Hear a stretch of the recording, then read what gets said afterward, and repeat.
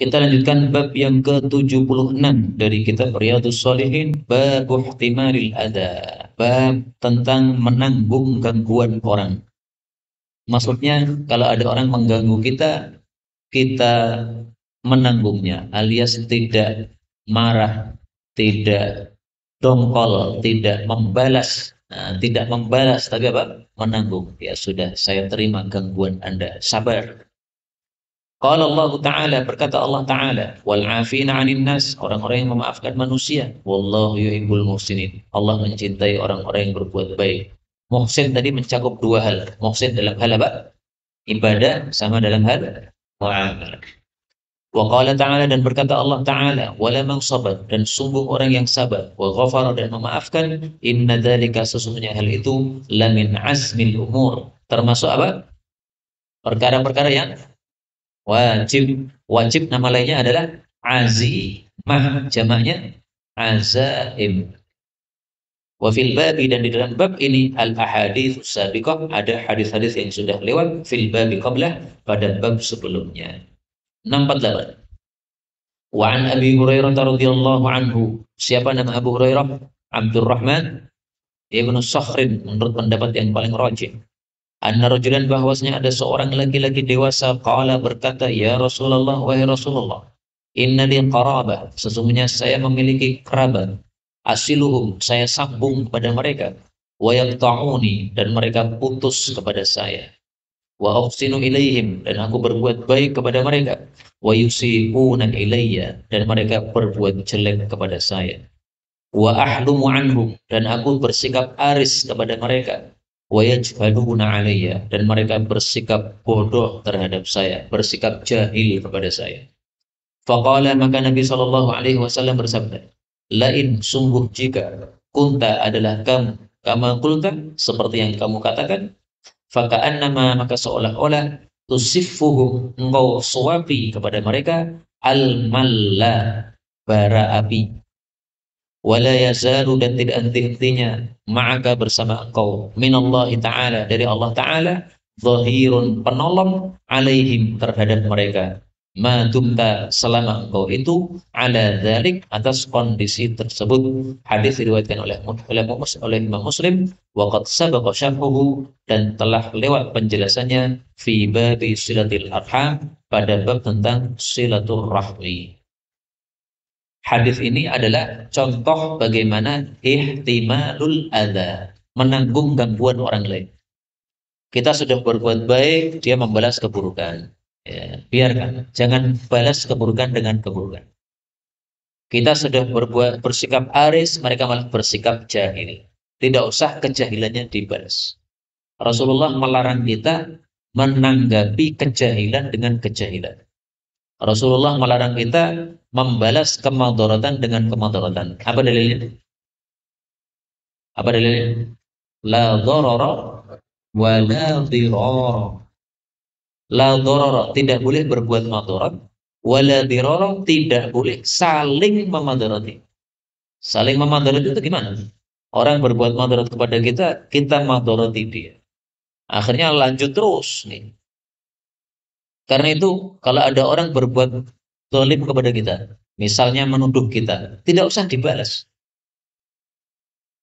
Karena kalau kita membalasnya dan dia tidak terima dengan balasan itu, dia akan tambah lagi menuduhnya. Tapi kalau dia menuduh kita dan kita diam, karena kita tahu saya tidak melakukan itu, lama-lama dia bosan dan dia bingung. Ini orang gimana? Diganggu kok nggak bisa. Dan itulah ajaran Rasulullah Sallallahu Alaihi Wasallam. Di sini beliau dilapori, ya Rasulullah, saya punya kerabat kayak gini. Saya sambung, mereka malah putus. Saya berbuat baik, malah mereka berbuat jelek. Nabi katakan, kalau kamu masih seperti itu, kamu masih ada penolong dari Allah Subhanahu wa taala. Artinya akan ditolong oleh malaikat menolong kamu. Maka zahir di sini penolong ini maksudnya siapa ini? Malaikat. Taunya dari mana? Dari hadis yang lain. Mari kita lihat hadis yang lain. Hadis diriwayatkan oleh Al-Imam Abu Dawud.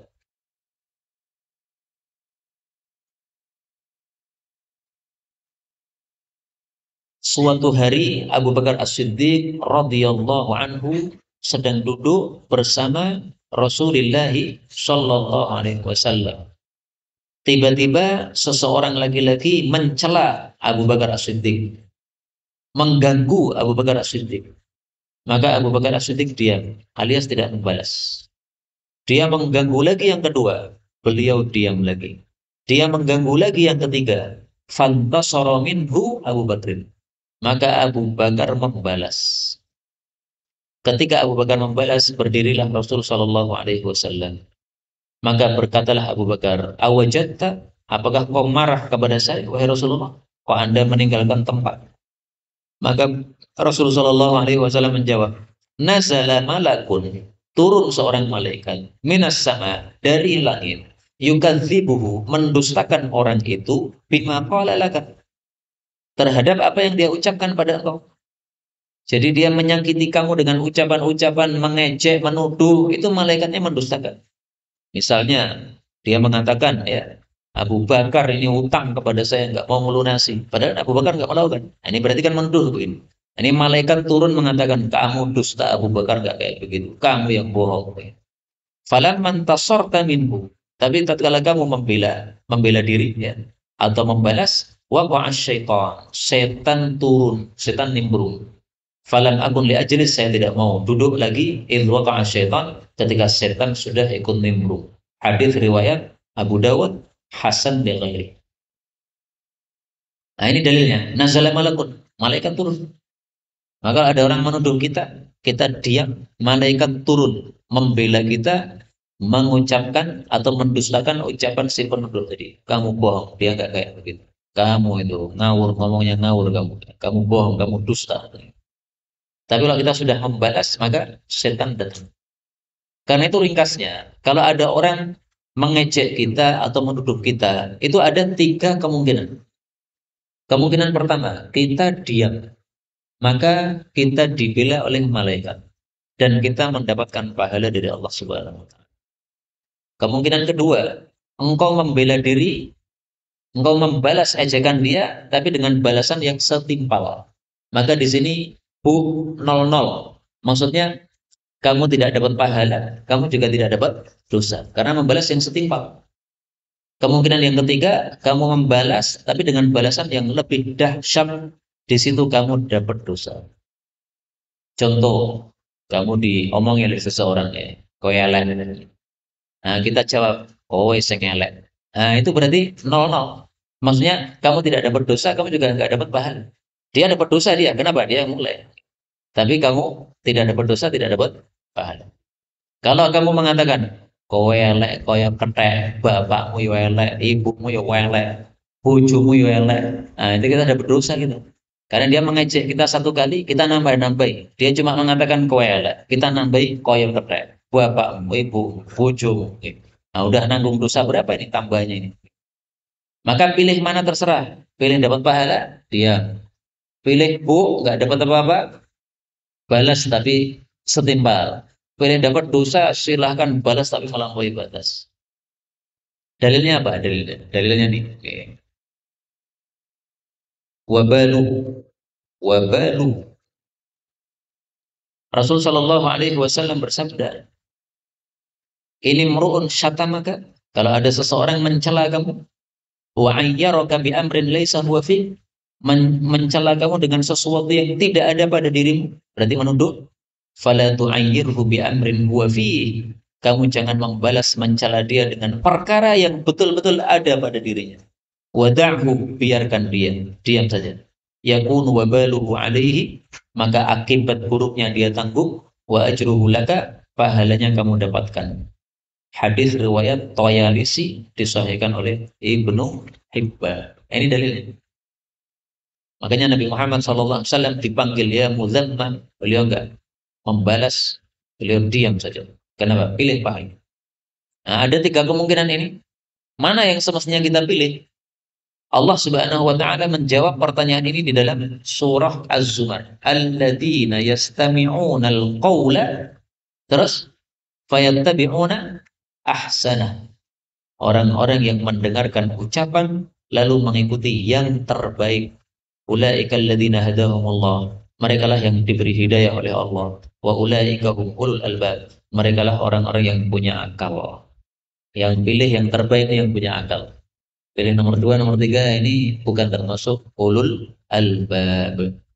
Wallahu a'lam bishawab.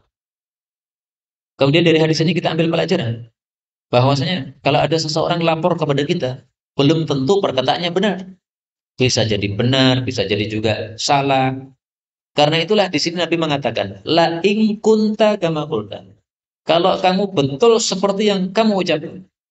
Jadi Nabi tidak langsung memberikan hukum, tapi Nabi masih mengkaitkan dengan kalau, ya. Kalau betul ucapan kamu, nah, maka hukumnya kayak gini. Demikian juga kalau engkau mendapatkan laporan dari seseorang, jangan langsung dipercaya. Bisa jadi benar, bisa jadi tidak. Ada dua orang berperkara, A sama B.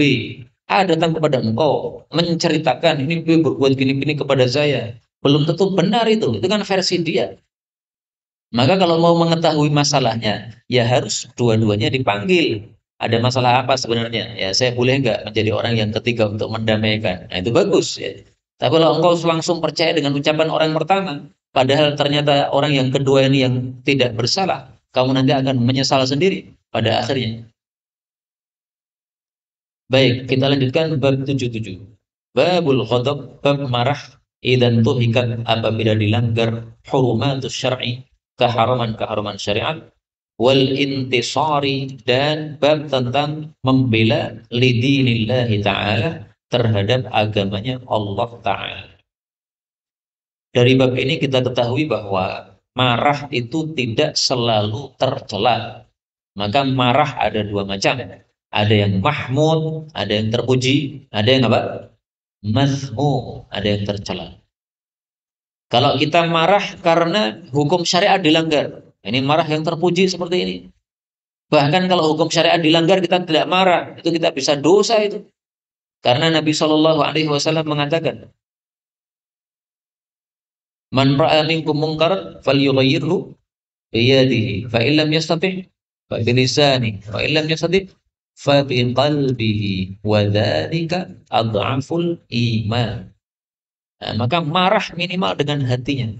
Kalau memang tidak bisa dengan yang lain, nah, minimal hatinya tidak rela. Hadis riwayat Muslim. Qala Allah Ta'ala, berkata Allah Ta'ala, wa may yu'azzim, dan siapapun yang mengagungkan hurumatillahi, keharaman-keharaman Allah. Maksudnya kehormatan apa? Perkara-perkara yang diharamkan oleh Allah dengan cara dia mengagungkan tidak melanggar. Fahuwa, maka dia itu khairul lahu, lebih baik bagi dia inda rabbih, di hadapan Allah Subhanahu wa taala. Ayat ini menunjukkan disyariatkannya mengagungkan keharaman-keharaman Allah atau perkara-perkara yang diharamkan oleh Allah Subhanahu wa taala. Bagaimana mengagungkannya? Mengagungkannya dengan cara tidak melanggarnya. Contoh apa yang diharamkan oleh Allah Subhanahu wa taala? Misalnya istri-istri Nabi sallallahu alaihi wasallam diharamkan oleh Allah untuk kita berbuat yang kurang ajar kepada mereka. Allah mengatakan wa azwajuhu ummahatuhum wa huwa abul lahum. Istri-istri Nabi adalah seperti ibu-ibu bagi umat Islam dan beliau seperti bapak untuk umat Islam. Ini kata-kata wa huwa abul lahum, ini qiraah syadzah. Tidak boleh dibaca ketika membaca Quran. Tapi kalau sebagai pengajian begini nggak ada masalah. Jadi kalau kamu baca Quran, ya, tidak boleh kamu tambahi dengan qiraah yang apa? Yang syadzah. Wa azwajuhu ummahatuhum. Surat Al-Ahzab ayat 6. An-nabiyyu awla bil mu'minina min anfusihim wa azwajuhu ummahatuhum wa huwa abul lahum. Enggak boleh gitu, enggak boleh. Tapi kalau untuk tafsiran saja enggak ada masalah. Ya. Memang ada qiraah yang menambahkan wa huwa abul lahum. Nabi seperti bapak untuk umat Islam. Dan antum harus ketahui bahwa qiraah ada dua macam, ada yang mutawatirah, ada yang syadzah. Kalau mutawatirah boleh dibaca, kalau syadzah tidak boleh untuk dibaca, untuk tilawah nggak boleh. Tapi semua qiraah syadzah isinya adalah benar. Contohnya ini tadi. Bapak apa Nabi Muhammad adalah seperti bapak kita. Benar nggak itu? Benar. Dalilnya dalam hadis Nabi Shallallahu Alaihi Wasallam. Bimangzilatil walid. Nabi mengatakan innama ana lakum, tiada lain saya untuk kalian wahai umat Islam, bimangzilatil walid, seperti seorang bapak. Jadi Nabi seperti bapak kita. Wa'allimukum, saya mengajari ilmu kepada kalian, mendidik kalian. Fa idza ada ahadukumul ghaid, kalau seseorang datang ke kakus, fala yastaqbilil qiblah wa la yastadbirha. Jangan menghadap kiblat, jangan membelakangi kiblat. Wa la yastatib biyamini, jangan istinja dengan tangan kanan, tapi dengan tangan kiri. Hadis riwayat Abu Dawud sahih. Tapi larangan menghadap kiblat ini menurut jumhur adalah di tempat yang terbuka. Nah, maka jangan mencela istri-istri Nabi SAW. Seperti sebagian orang Syiah yang mereka mengatakan, saya dengar, telinga saya dengar sendiri, Aisyah itu pelacur. Na'udzubillah. Ini kalau ada orang mengatakan Aisyah pelacur, itu sudah kafir di tempat. Gak usah nunggu besok kafirnya. Saat ini juga, detik ini juga dia langsung apa? Kafir. Kenapa? Karena berarti dia menolak surat An-Nur yang membebaskan Aisyah dari perbuatan zina. Allah mengatakan dalam surat An-Nur apa? At-tayyibatu lit-tayyibina wat-tayyibuna lit-tayyibat. Ulaika mubarra'una mimma yaqulun. Nah, itu Aisyah tidak mungkin berzina dengan sebab ayat tadi. Nah, maka ada orang Syiah ngomong Aisyah berzina, kafir sudah. Tapi enggak semua Syiah begitu, enggak semua. Baik, kita lanjutkan. Wa qala ta'ala, dan berkata Allah Ta'ala, in tansurullah, jika kalian menolong Allah, yang surkum, Allah akan menolong kalian, wa yuthabbit, dan akan meneguhkan aqdamakum, telapak kaki kalian. Apa maksud menolong Allah? Menolong agama Allah. Jadi maksudnya tansuru dinallah, menolong agama Allah. Karena Allah tidak butuh pertolongan. Allah sudah maha kuat. Maka yang dimaksud menolong Allah, menolong agamanya Allah. Bagaimana menolong agamanya Allah? Salah satunya, kalau agamanya Allah dicela, kita harus marah dan kita harus membelanya. Ada orang usul 300 ayat Quran dihapus, marah enggak kita? Wajib marah. Orang ngajar itu, orang boleh disembelih kayak begitu. Yang surkum, Allah akan menolong kita. Ini menunjukkan bahwasanya al jaza'u min jinsil amal. Al jaza'u, balasan itu, min jinsil amal, sejenis dengan amalan. Amalannya taksuru, menolong agama Allah, maka balasannya yang surkum.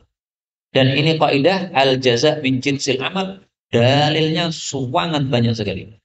Antum kalau mau kumpulkan dalil al jaza' min jinsil amal, antum baca Al-Quran dari surat Al-Fatihah sampai surat An-Nas dengan tadabbur untuk mencari apa dalil al jaza' min jinsil amal, akan antum dapatkan sangat banyak sekali dalam Quran. Demikian juga dalam hadis Nabi Muhammad sallallahu alaihi wasallam. Contohnya, wallahu fi aunil abdi ma kana al-'abdu fi auni akhihi. Allah membantu seorang hamba selama dia membantu saudaranya. Ini al-jaza'u min jinsil amal. Apa yang dimaksud yutsabbit aqdamakum? Allah teguhkan telapak kaki kalian. Maksudnya telapak kaki kita diteguhkan dalam jihad dan di dalam ketaatan kepada Allah Subhanahu wa taala. Artinya tidak akan lari dari perang karena sudah diteguhkan telapak kakinya oleh Allah Subhanahu wa taala, dan tidak akan menjadi murtad atau menjadi fasik karena diteguhkan dalam ketaatan. Antum sekarang di pesantren, sholat 5 waktu. Ini alhamdulillah kondisi yang baik. Apakah setiap orang di pesantren akan selalu begitu sampai akhir hayatnya? Belum tentu. Ada yang setelah lulus pesantren kemudian tidak lagi sholat jamaah. Lama-lama sholatnya tidak 5 kali. Akhirnya matinya mati murtad. Na'udzubillahi min syarri dzalik. Nah, supaya kita diteguhkan oleh Allah, terus baik terus, meskipun sudah lulus pesantren, meskipun sudah bekerja dan sebagainya. Nah, maka caranya adalah ini tadi, tansurullah, menolong agamanya Allah Subhanahu wa taala. Menolong agamanya Allah intinya adalah melakukan kewajiban-kewajiban di dalam agama tersebut. Itu intinya. Wa fil babi, dan dalam bab ini hadis Aisyah, ada hadisnya Aisyah as-sabiq yang sudah lewat, fi babil afwi, pada bab tentang permaafan.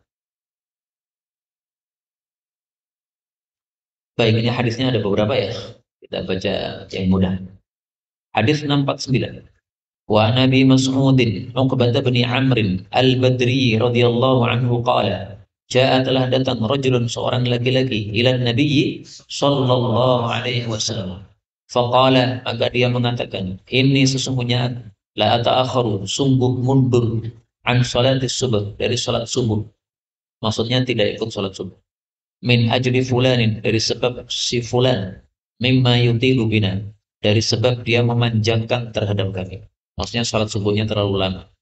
Fama ra'aitu maka saya tidak melihat an-nabiyya sallallahu alaihi wasallam ghadiba marah fi mau'idatin dalam satu nasihat qattu sama sekali asyadda yang lebih dahsyat mimma ghadiba yauma idzin daripada marah beliau pada hari itu. Faqala maka beliau mengatakan, "Ya ayyuhan nas, wahai para manusia." Ada yang ngantuk enggak ya? Nah, ini sekaligus untuk membangunkan ini. Nah, ini namanya marah ya pasti keras kan suaranya kan? Inna sesungguhnya minkum di antara kalian munafirin, ada orang-orang yang membuat lari. Membuat lari dengan cara tadi ya. Salatnya terlalu panjang sehingga orang lari dari salat jamaah. Ini gara-gara kamu ini. Fa ayyukum maka siapapun dari kalian amman nasa mengimami para manusia falyujiz maka adalah dia meringkas. Meringkas maksudnya apa? Meringankan ya, jangan terlalu panjang.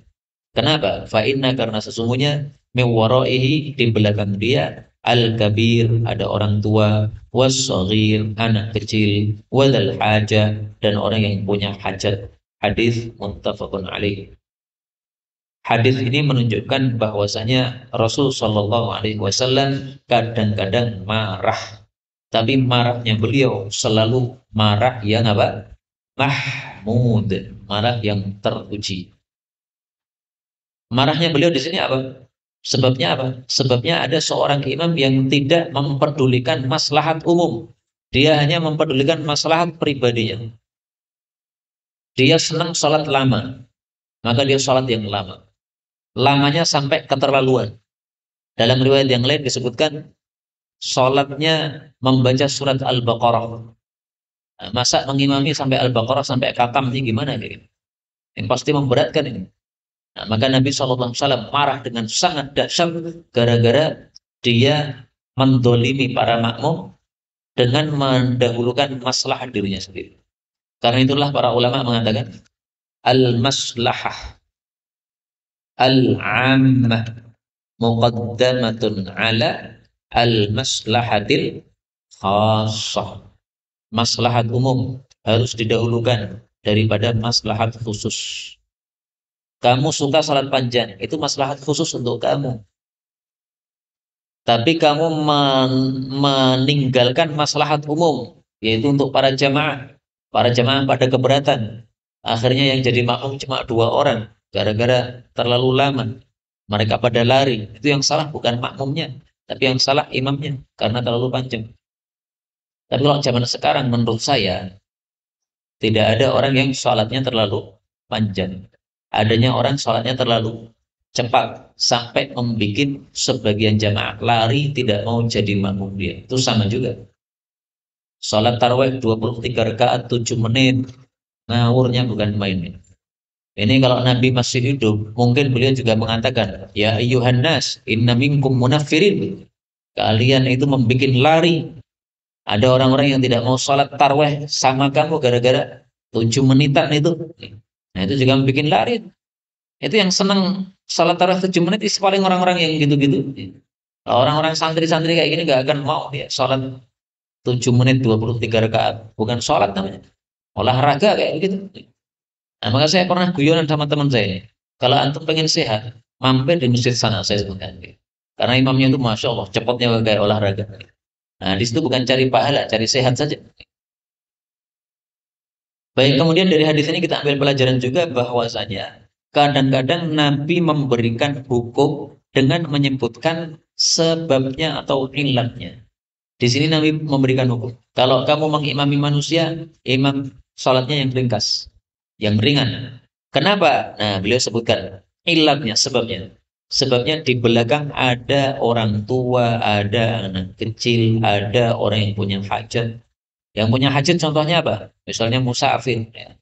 Musafir mampir di masjid kita. Kita imami surat Al-Baqarah. Ya, kasihan ini musafir. Linglung dia. Ya. Karena sudah mikir untuk melanjutkan perjalanan. Malah apa? Kita bacakan surat-surat yang panjang. Susah. Nah, itu contoh dari hajat. Tapi tidak semua hukum Islam itu disebutkan ilatnya. Nah, maka antum perlu hafalkan kaidah ini. Apapun hukum Islam, mau disebutkan ilatnya maupun tidak, kita wajib untuk taat. Ilat disebutkan itu tidak harus. Kalau Nabi menyebutkan ilatnya, alhamdulillah. Nabi tidak menyebutkan ilatnya, tidak menyebutkan sebabnya, masuk akal atau tidak masuk akal, tetap harus diterima. Jangan sampai gara-gara tidak disebutkan ilatnya, kemudian kita tidak mengetahui apa sih hikmahnya kok disuruh begini. Kemudian kita menolak sabda Nabi SAW. Buanglah akal ketika sudah ada wahyu. Karena apa? Wahyu tidak mungkin bertentangan dengan akal. Maka wahyu turun terima dengan hati. Nalar tidak masuk, buang akalnya, jangan wahyunya. Salah. Maka jangan seperti seorang dokter di Mesir, gak usah saya sebutkan namanya, sudah mati. Dia mengatakan hadis muttafaqun alaih dhaif. Kenapa enggak masuk akal katanya? Rasulullah bersabda, kalau ada lalat masuk dalam air, maka adalah apa? Dicelupkan. Kata dia, enggak masuk akal kayak begini. Ini hadisnya pasti dhaif. Padahal riwayat Bukhari dan Muslim. Nah, itu orang kepinter sampai akhirnya sesat dan bodoh. Seorang doktor, profesor, tapi bodoh ya orang tersebut. Maka antum nggak usah jauh-jauh belajar ke Al-Azhar kalau memang hasilnya kayak begitu. Kalau hasilnya bagus silahkan. Ya, kuliah di Azhar, kuliah di Madinah, bagus ya. Safar untuk talabul ilm ini sesuatu yang sangat mulia sekali. Tapi kalau hasilnya cuma kayak gitu, menolak wahyu gara-gara akal, nggak usah belajar saja. Mati saja lebih baik daripada belajar. Wallahu a'lam bishawab. Inilah yang dapat kita pelajari. Benarnya dari Allah Ta'ala. Kalaupun ada salahnya, fa astaghfirullahal azim li wa lakum. Ada pembahasan?